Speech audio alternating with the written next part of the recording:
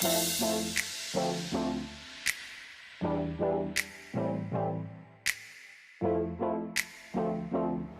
friends, I am Neetu Sharma and welcome to my channel ND English Classes. Friends, मैंने अपने previous video में आपको बताया था कि चाइल्डहुड पोएम का बेसिक कंसेप्ट क्या है. What is the theme of the poem? Okay, it is written by Marcus Nathan. So I explained you what is the basic concept behind it. मतलब poet इस पोएम के through क्या कहना चाहता है, अपनी कौन सी व्यूज एक्सप्रेस करना चाहता है. So during this time the state of mind is very much puzzled of the poet. The poet is thinking that where his childhood is gone, when and where. Okay? इससे पहले मैंने आपको tabular form में बताया था कि when and where मतलब कब चला गया पोइट का childhood. The poet himself is not knowing मतलब पोइट को खुद को पता नहीं चल रहा कि उसका चाइल्डहुड कहाँ खो गया, उसका बचपन कहाँ खो गया और कब खो गया ये भी पता नहीं चला. So during this instances the poet is explaining कि शायद उसका चाइल्डहुड इसी समय पे चला गया, लॉस्ट हो गया, खो गया. So let's see when did my childhood go. Okay, तो पोइट कहता है कि when did my childhood go, that means उसका चाइल्डहुड कब खो गया. पोइट को खुद को इसके बारे में नहीं पता चला. Was it the day. अब पोइट एग्जाम्पल्स दे रहे हैं, क्या वो उस समय खो गया था जब I ceased. I is the poet. I ceased, cease मतलब to stop. I cease to be 11.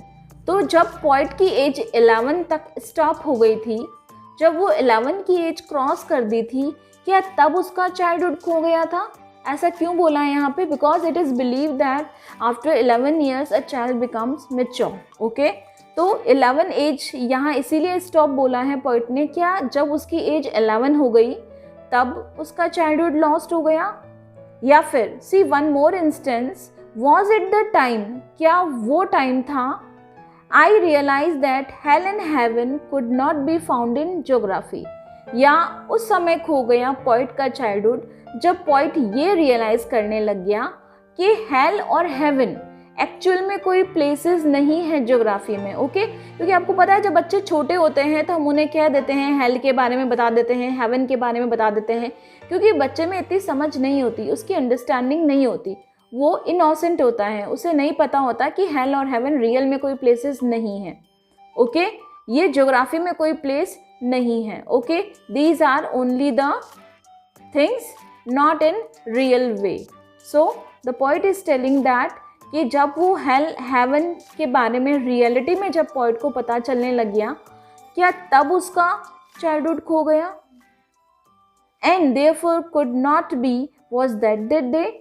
So when the poet understood, when the poet became more mature, जब poet बहुत ज़्यादा mature हो गया, उसे सही गलत की समझ होने लग गई, तब poet को ये लगता है क्या childhood तब खो गया, क्या जो poet का innocence है क्या उस समय खो गया. Now come to the second stanza. When did my childhood go? Okay, you can see this line is the repetition of the previous line. We can see in the previous line, this line is the repetition here.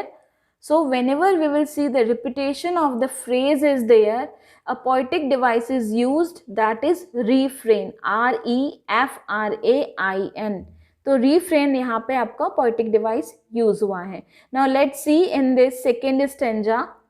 The poet is again asking the question to us that when did my childhood go? कि मेरा बचपन कब खो गया मुझे नहीं पता चला. Was it the time I realize that adults were not all they seem to B.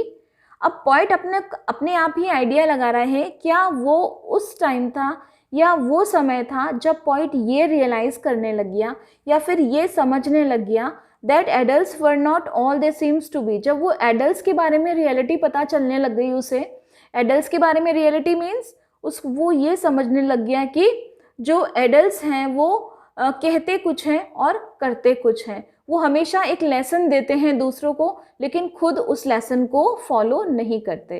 Now see this is there in this fourth line, they talked of love, they means elder people, ठीक है। दे का यहाँ meaning है जो Elder people से है, adult से meaning है।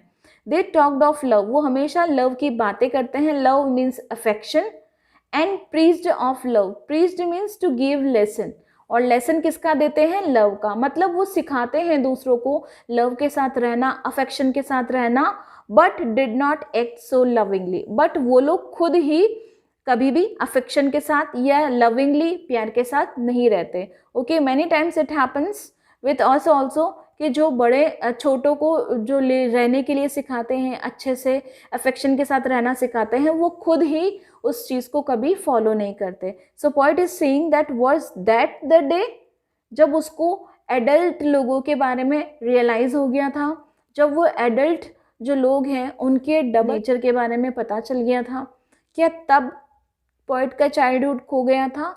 तो पॉइंट इन सारे इंस्टेंसेस, ये सारे एग्जाम्पल दे दे के हमको ये बताना चाह रहा है, पॉइंट खुद को ये समझाने की कोशिश कर रहा है कि शायद इस समय उसका चाइल्डहुड खो गया था। That's all about it. Now we will do next stanza in my next video. Till then, goodbye, take care.